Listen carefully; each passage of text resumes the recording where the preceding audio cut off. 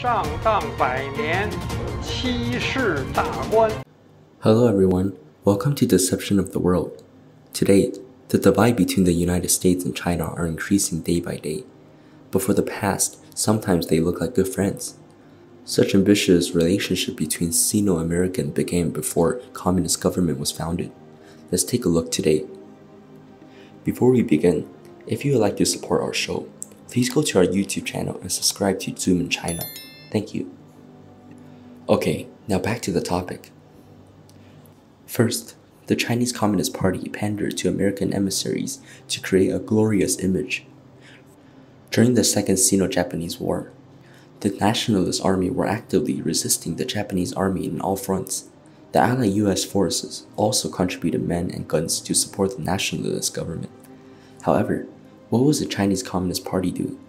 The Chinese Communist Party was hiding in the Yan'an area, all the way west from the battlefield, preserving its strength and taking the opportunity to grow and develop. At this time, the United States was not particularly optimistic about the existence of the Chinese Communist Army. However, the books and article written by an American reporter began to change the situation, step by step, in favor of the CCP. In 1936, a year before the Second Sino-Japanese War, the American journalist Edgar Snow arrived in Yan'an to report on the communist movement in China. He later wrote the book Red Star Over China, which had a wide impact in both the United States and internationally. The Chinese Communist Party saw the effect it had and thought it was a good example of international propaganda. A few articles written by a foreigner does the job of hundreds of internal communist propagandists. It can be said that this was the birth of CCP's international propaganda efforts. Since then, in order to cover up its fake resistance and secret expansions during the war, enhance its image and status, and win the sympathy and support of Western countries, especially the United States, the Communist Party took every opportunity to invite Westerners, especially journalists, to visit Yan'an, be as hospitable as possible, and show them the image that the Communist Army is a servant of the people. This method is still used today. That is to say, the Communist Party has been fooling the world since that time, until now. The CCP took advantage of the curiosity of the Western political and media circles about the mysterious organization introduced by Snow, in addition to seizing the valuable opportunity to create a good image of themselves. The CCP leaders also used all they had to brainwash the Americans. As the saying goes, it is easiest to paint a blank canvas. The Americans, who knew nothing about the Chinese Communist Party, simply thought that the communist officials were educated the same way as them, had the same values, and told the truth. So, the Chinese Communist Party predominantly started this evil project of vigorously brainwashing the Americans. Even Mao Zedong himself participated to achieve it. One example is the visit of Evans Fordyce Carlson, a U.S. Marine Corps intelligence officer and former deputy commander-in-chief of President Roosevelt's Guard. Carlson visited Yan'an and the headquarters of the Communist 8th Route Army in Shanxi in the winter of 1937, which was carefully arranged by Zhou Enlai. Mao Zedong had a long talk with Carlson in Yan'an. Once Carlson returned to the United States, he introduced Roosevelt on the Chinese Communist Party and Mao. There is also a story that good friend of the Communist International, the American leftist journalist Agnes Smedley, who is said to have an intimate relationship with Mao.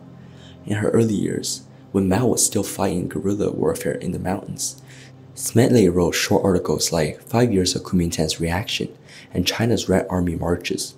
She later published several propaganda articles glorifying the CCP, thus misleading the Western politicians and even the public, who knew almost nothing about the CCP, which is the Far Eastern branch of the Russian Communist Party.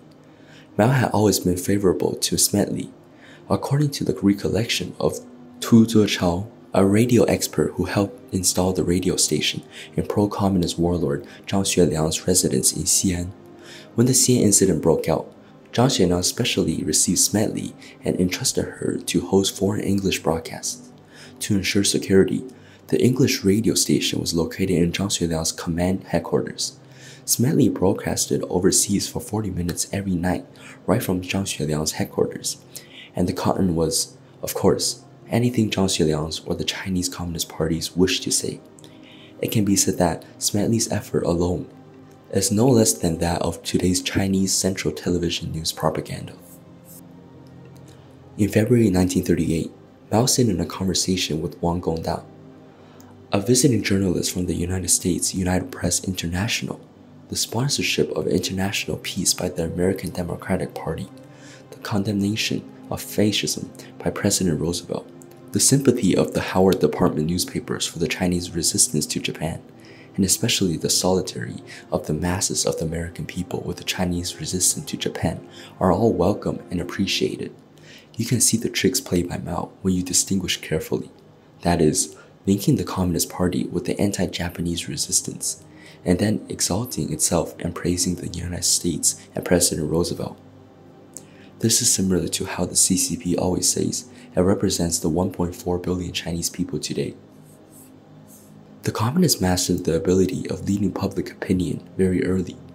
On June 12, 1944, a year before the surrender of the Japanese, to win American support, Mao gave a talk to the Chinese and foreign journalists in which he kept talking about democracy and attributed the solution to all the problems in China to democracy.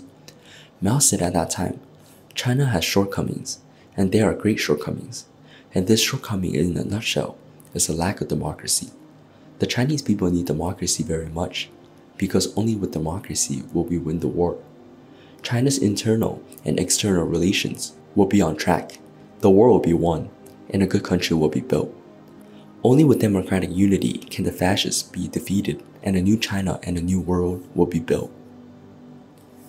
At that time, Xinhua Daily, the Communist Party media in Chongqing, and Jiefang Daily in Yan'an both published a large number of editorials and commentaries praising the United States to comply with Mao's public opinion deployment. Even previously, on September 12, 1943, Xinhua Daily published an article titled "The Ideal of the American People and the Spirit of Democracy," quoting two lines from the French writer Marius. "I love America because I see the glory of the freedom that makes human life noble. I love America because here I see that what is often the cause of war in other countries can be solved in an orderly and democratic way." Viewers, we have to say that the Communist Party media editors at that time were quite dedicated. They must have believed that Mao would not lie to the people and would actually bring them into the utopian communist China like they were promised. Then you can see more passionate articles later. On July 4, 1944, on Americans' National Day, the Xinhua Daily published an editorial enthusiastically glorifying America, titled "Americans' National Day, the great holiday of the struggle for the freedom and democracy." The editorial connected Yan'an with the United States. Democratic America already has its companion, and Sun Yat-sen's cause already has its successor, which is the Chinese Communist Party and other forces of democracy. The work we communists are now doing is the work that Washington, Jefferson, Lincoln, and others have long been doing in America, and it will certainly receive and has received the sympathy of democratic America. The United States is aiding the war against Japan and the democratic movement in China with a vigor for which we are grateful. The editorial even ends with the sensational slogan, "Long live the 4th of July, long live democratic America." On July 2nd, after the US delegation arrived in Yan'an, Mao met with them several times and kept on showing goodwill to brainwash them. The 1983 Party History newsletter published by the CCP History Research Office revealed part of the conversation. Listen to what Mao said. "Every American soldier in China should be a living advertisement for democracy, and he should talk about democracy to every Chinese he meets. American officials should talk about democracy to Chinese officials. In short, the Chinese respect for your American ideals of democracy. Can you believe, gentlemen, that this is coming from the head of the violent Communist Party?" Let me give another example. On August 15 of the same year, the Jiefang Daily published a rewritten editorial by Mao entitled "Welcome the US Army Observer Group." In the editorial, it was stated, On the battlefield of our resistance against Japan in China, the United States also fought directly alongside our people and became the closest comrades in arms. At this time of welcoming our friends in the U.S. Army Observation Group, we express our heartfelt thanks to the U.S. government, the people, the air, land, and sea military, and their wise leader, President Roosevelt. In a conversation with U.S. military observer John S. Service in Yan'an on October 10th, Mao made it clear that the communists are unwilling to risk friction with the United States and are thus willing to pace their policy with the United States. In this way, through the reports of Western journalists and the CCP's own skillful propaganda tricks, the US government not only failed to recognize the nature of the CCP, but also became favorable to it. Thus, when dealing with China, the US leaned toward the communists and asked Chiang Kai-shek to unite with the CCP to resist Japan. This caused misinterpretations, as if Jiang's anti-communist policy caused the CCP's failure to resist Japan, whereas the CCP purposely hid in Yan'an to grow and develop during this national crisis, letting the Nationalist Army fight in the front lines. On July 20, 1944, the Vice President of the United States, Henry A. Wallace, arrived in Chongqing for a visit. During his stay in China, Wallace forced Chiang Kai-shek to agree to General Stilwell's suggestion that the U.S. Army could send an observation team to Yan'an. In August, Roosevelt appointed Patrick J. Hurley as the president's special envoy to China. Hurley met with Chiang Kai-shek and Mao Zedong in Chongqing and Yan'an to urge peace talks between the two sides. However, due to differences of opinion, no agreements could be reached in the end.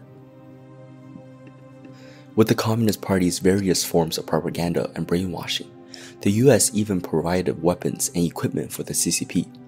Later, a more absurd situation emerged.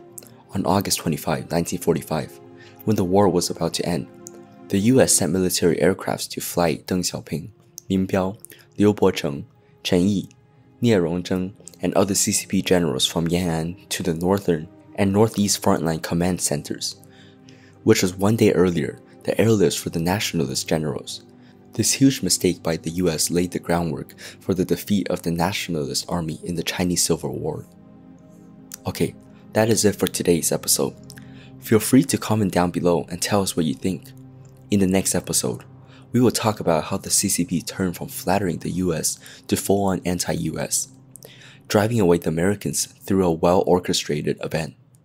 If you'd like to support our show, please like this video and subscribe to our channel, Zoom in China. And we'll see you next time on part 2 of this episode.